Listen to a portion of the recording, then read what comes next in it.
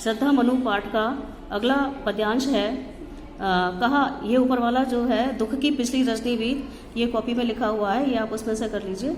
इसके आगे है, कहा आगंतुक ने सही स्नेह, अरे तुम इतने हुए अधीर, हार बैठे जीवन का दाम, जीतते मरकर जिसको वीर। ये 4 लाइन और है, यहाँ तक है। एक अगला इसी के बिल्कुल आगे है।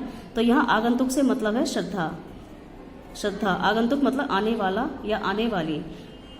तो जो श्रद्धा आने वाली, मनु के पास जो आई थी श्रद्धा, तो आने वाली उस श्रद्धा ने स्नेह के साथ कहा कि तुम इतने अधीर क्यों हो रहे हो, अर्थात तुम अपना धैर्य क्यों खो रहे हो, क्यों निराश हो रहे हो और इस जीवन से क्यों हार मान बैठे हो।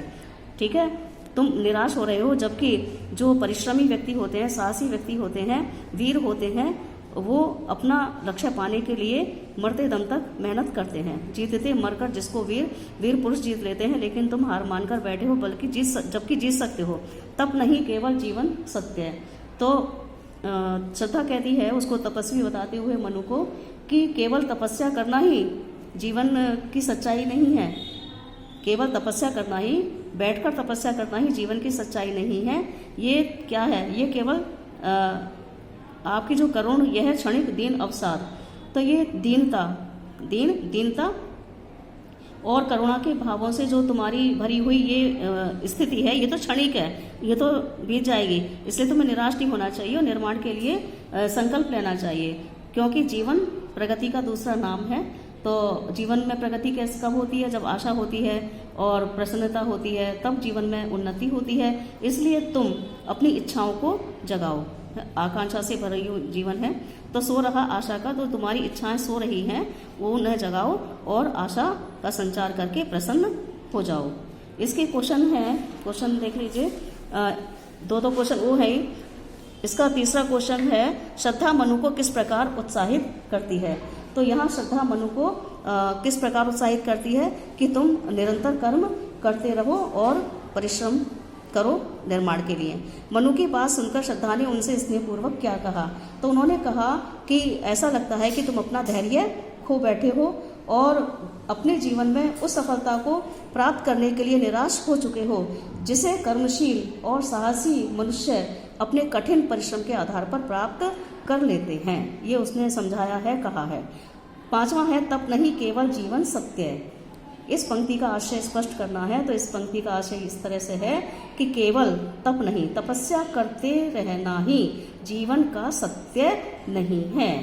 दीन भाव और करुण भाव से भरा हुआ जो मन है, इसकी मन की स्थिति है, वो क्षण भर की होती है। ठीक है, जीवन में प्रगति आशाएं, अभिलाषाएं और प्रसन्नता के साथ काम करने से आती हैं।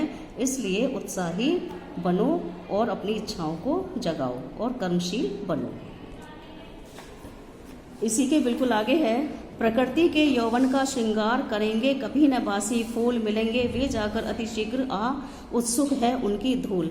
ये यहीं तक है, ये कहीं से भी आ सकता है। तप नहीं से लेकर 8 लाइन भी आ सकती है, 4 लाइन भी आ जाती है।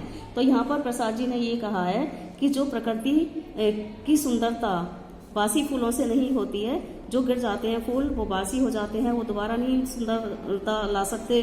तो जिस तरह से बासी और मुरझाए फूलों से प्रकृति की सुंदरता नहीं आ सकती है, ठीक है, ऐसे ही निराश होकर हम जीवन में जीवन को आनंदित नहीं बना सकते हैं।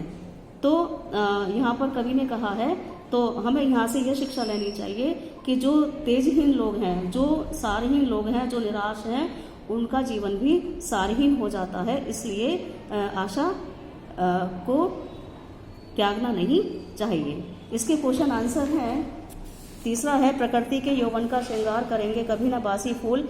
इस पंक्ति का जो भाव है वो स्पष्ट करना है, इसी से 4 लाइन स्पष्ट हो जाएंगी। तो इस पंक्ति का भाव यही है कि परिवर्तन प्रकृति का नियम है। ठीक है, अब जब विनाश हुआ है तो निर्माण भी है, तो ये तो परिवर्तन होता है। परिवर्तन प्रकृति का नियम है। प्रकृति अपने यौवन का श्रृंगार मुरझाए फूलों से नहीं करती है, बल्कि नए खिले हुए फूलों से ही वो श्रृंगार करती है, उसी से श्रृंगार होता है।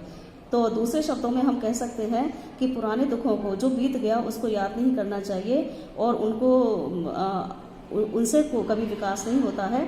तो हमें नवीनता लाने के लिए उत्साह भरकर आगे के काम करना चाहिए, प्रेरणा लेनी चाहिए। अगला है, कवि के अनुसार वास्तविक प्राकृतिक छटा कभी भी किस प्रकार के फूलों से नहीं आती है।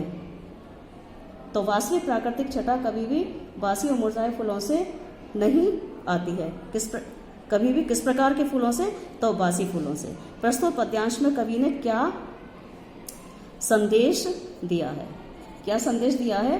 तो यही संदेश दिया है कि निराश व्यक्तियों को बासी फूल से शिक्षा लेते हुए, उससे तुलना करी है, शिक्षा लेते हुए, संदेश उससे प्राप्त करते हुए उन्हें उल्लास के साथ आगे कर्म करने में प्रयास करना चाहिए, काम करना चाहिए। उनको यही संदेश दिया है कि उत्साह के साथ कर्मशील बने रहना चाहिए।